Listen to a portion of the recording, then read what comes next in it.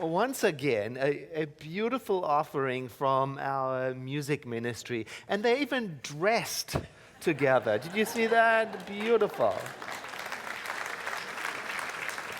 I just love that we can come here and there is an offering from the music ministry that amplifies our message.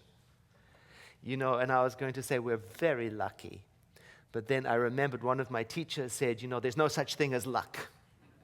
So we are very conscious to have created a music ministry like that. Yeah.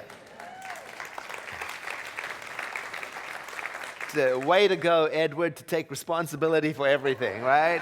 Yeah, it's my fault when it's good. But I especially love the message of the song this morning. The sound of one voice is beautiful. And the sound of two voices helping each other along is beautiful. And then as each voice is added, the effect becomes even more beautiful, and our ears may lose the ability to separate out each of the voices, but the voices themselves, they don't lose their separate identity, even though they are part of one song. That's the message today. You have a voice. You have a message, an identity. You have a way of being, and it's beautiful all by itself. And when it's added to others through your love, or through your compassion, or through your sharing, you don't lose who you are. No, your joining expands you and us. It's one of the most beautiful ways for us to be together, that is. Our founder, Ernest Holmes, he wrote a beautiful little book, Thoughts Are Things, in which he writes these words: life has set the stamp of individuality on you. You are different from any other person who has ever lived. You are an individualized center in the consciousness of God. You are an individualized activity in the action of God. And as I read that, I'm thinking, well, if we are unique, we must be necessary. If we are unique, we must be essential. If there's only one of you, it must be important that you are present. Otherwise, why would life have bothered to show up as you?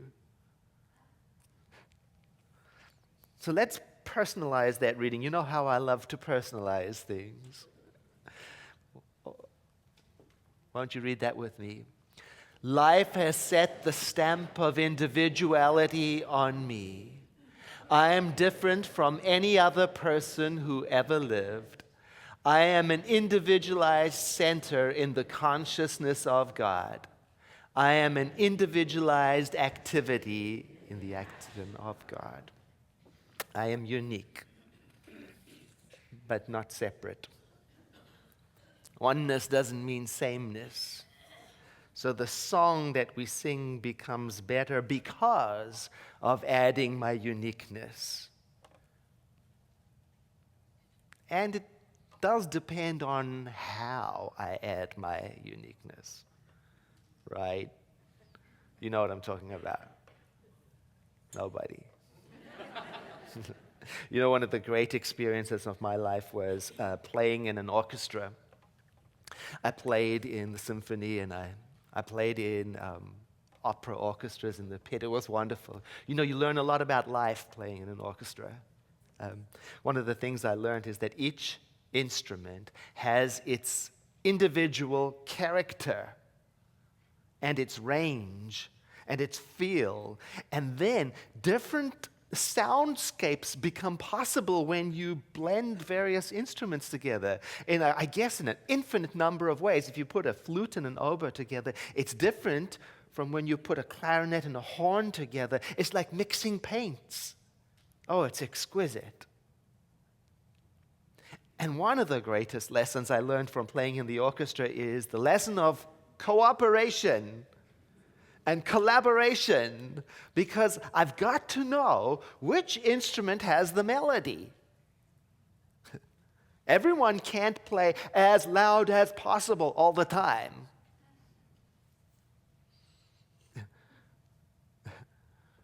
When you are in the support role, you have to play from under. You have to blend so that the other instrument can shine. Equality in this case means that every unique instrument is necessary, but not every instrument is playing the melody all of the time. And if you're an alto in the choir, you know how that is, right? Sometimes an instrument doesn't get to play the melody, and yet its beauty is in the way that it provides the support foundation. Its beauty is in the way that it provides the harmony. And without that, the experience of the masterpiece, well, it's incomplete. The other life lesson I learned from playing in an orchestra is that when you're practicing your part alone at home, it doesn't always make sense. You know, it's got a little bit of this, a little bit of that, a beep over here and there. You might even feel frustrated with it. It's not until you present yourself, it's not until you show up with all the other instruments that the big picture is revealed. When we are together. When we are together is when the beauty comes out. It's February, the love month. And Centers for Spiritual Living everywhere are discussing this idea in one form or the other. Here it is in its original statement. Will you read it with me? We believe in the incarnation of the Spirit in everyone, and that all people are incarnations of the one Spirit. I love a dictionary and a thesaurus, especially now that they're so easily accessible online right from inside your word processor, because I can look up things. I can look up meanings of words, and I can look up synonyms, and it helps me to explore ideas like this. I take words, and I substitute synonyms to see if I can dig deeper into them and get more out of it. For example, the word incarnation. Oh, it's a good word. I looked up some synonyms for that. Personification, embodiment, manifestation, avatar, life, materialization, living from. See, this is exciting. Now I can substitute the words like this and perhaps get even more out of it. Won't you read this with me? We believe that everyone is a personification of the Spirit, and that all people are personifications of the one Spirit. Oh, now I can go right down the rabbit hole. Now I can look, what does personification mean? Well, it means an embodiment, a representation, a distillation.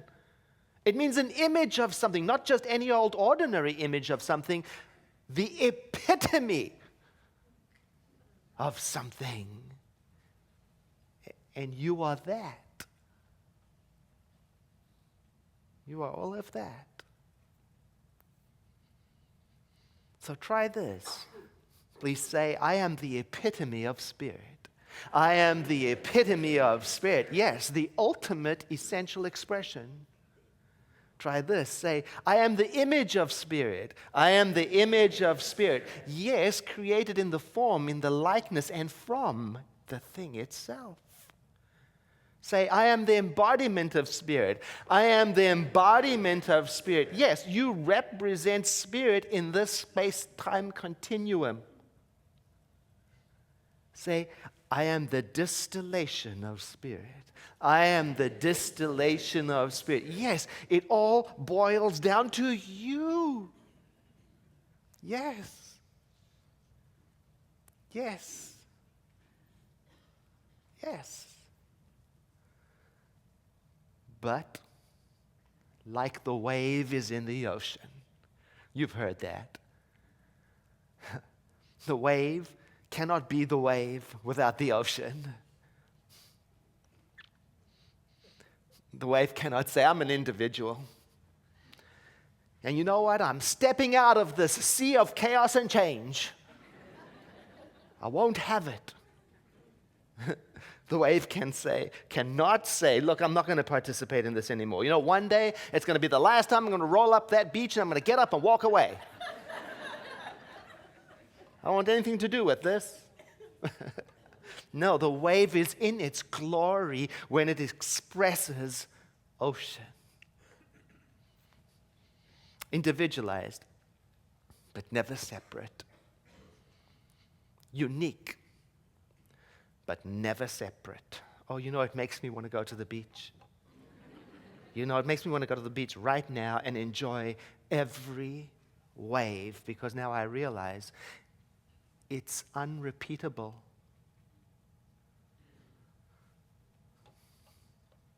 I'm unrepeatable.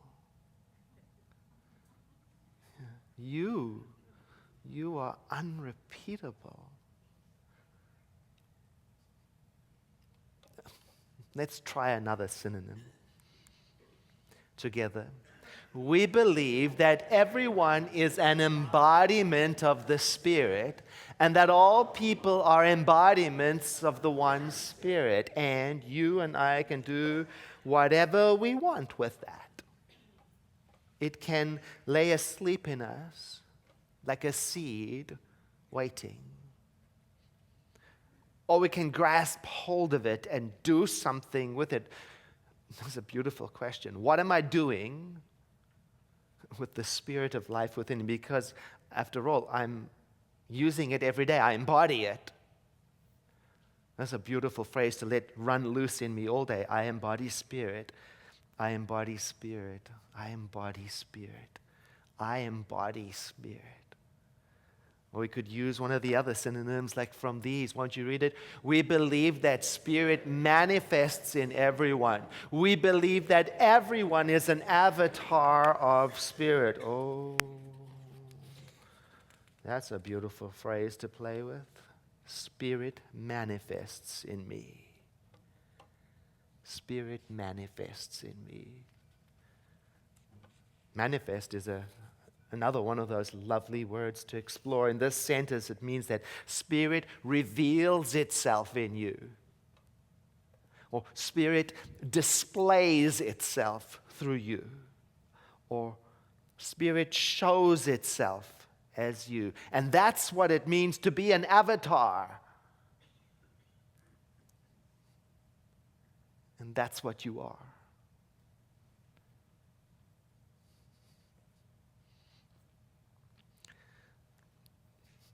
And right here at this point, surely some people are saying, really? What about? And then comes the long list of people who can't possibly be embodiments of Spirit. And they ask, how do you explain this one and that one and your particular villain de jour? Guess what? I'm going to leave that up to everyone to figure out for themselves. Great minds have been wrestling with that forever.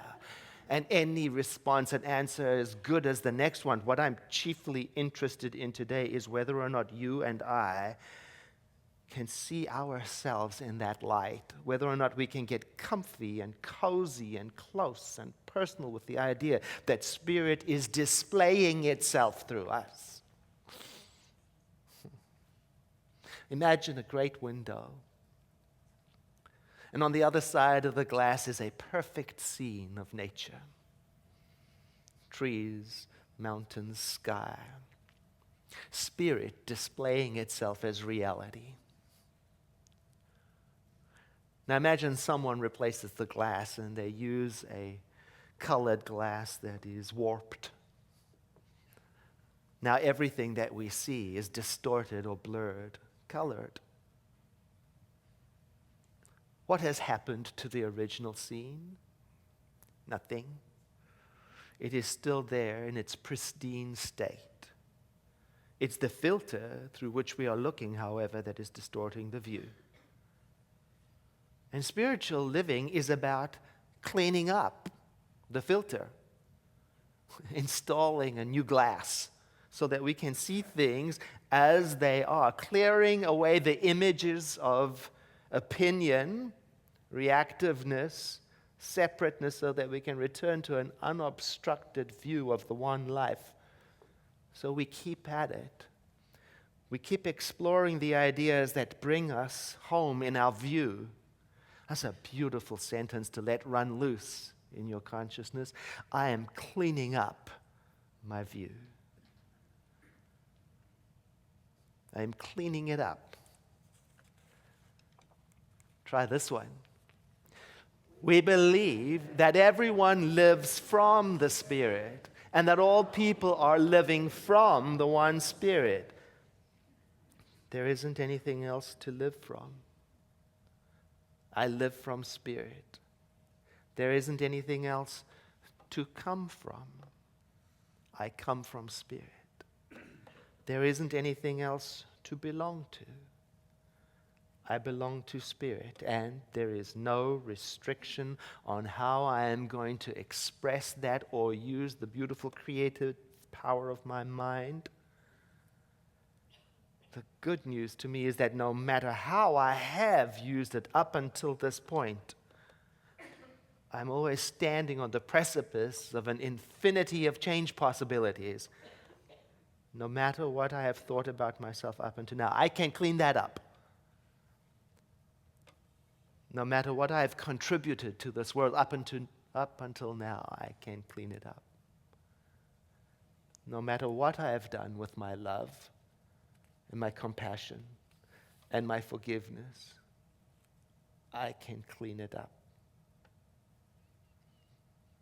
No matter how I've looked at myself, no matter what I've told myself about myself, no matter how I've interpreted reality, I can clean that up now. I can begin to tell a different story. I can begin to show up newly. I can begin to stand in the power of the Almighty, and I can begin to consciously live from the Spirit.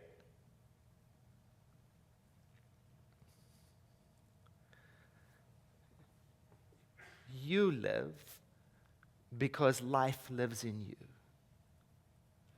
You move because an infinite holy energy flows through you. You think because a beautiful intelligence thinks through you. You exist because the Spirit individualized itself as you.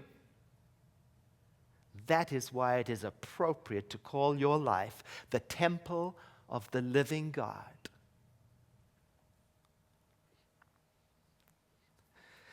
There is a divine spark at the center of your being, and we must recognize it. Instead of focusing on the glass that stands between us and reality displaying itself. Let's personalize all of those thoughts together. I live because life lives in me. I move because there is a holy energy flowing through me. I think because there is an infinite intelligence thinking through me. I exist because the Spirit individualized itself as me. This is why I am called the temple of the living God. There is a divine spark at the center of my being. I recognize this, believe it, and act upon it. From our suggested reading for the month, Fullness of Joy, some words that provide the most beautiful meditation on these thoughts precisely. I invite you to breathe in And to exhale, letting your eyes close if you feel comfortable. We were created in spirit as manifestations of the One. Each an individual, yet each inseparable from the source. No matter where we are, God is there. No matter where we are in spirit. We are in the one source. This awareness of our spiritual self unites us in consciousness to the point where we can say, I am in all, and all is in me. And we experience this spiritual reality in the depths of our soul, even beyond thought, in the deep silence of the Christ peace within.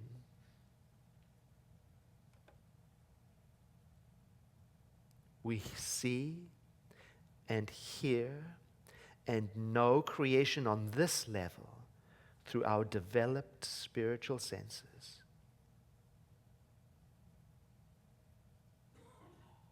This realm is not make-believe.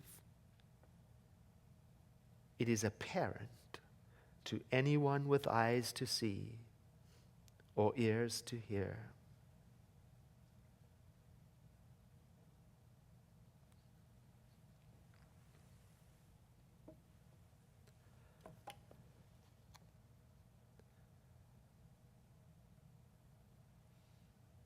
In the infinity of life where I am, all is whole and perfect and complete. For the complete presence of the eternal Spirit is here. It is above and below, inside, outside, before and behind. It is the all in all. It is the everything. It is the ground of all being. It is the eternal one. It is the infinite mind. I live and breathe and move and have my being within this infinity, as does each person here.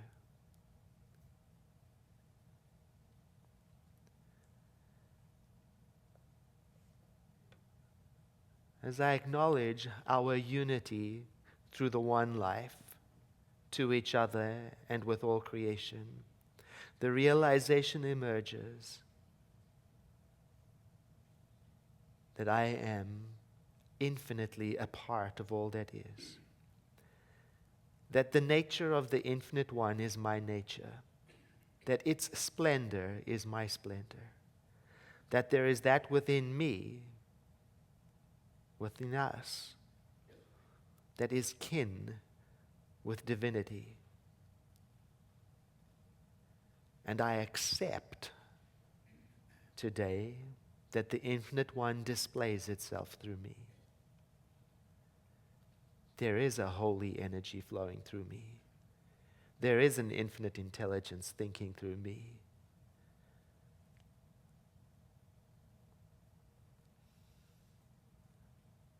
I let the acceptance of this sink into me. It is joyful and delightful to know it. And furthermore, I celebrate that spiritual law governs the way my prayer works. And so now that we have realized this, celebrated it, we are now able to release it, and the law of mind responds to us right now.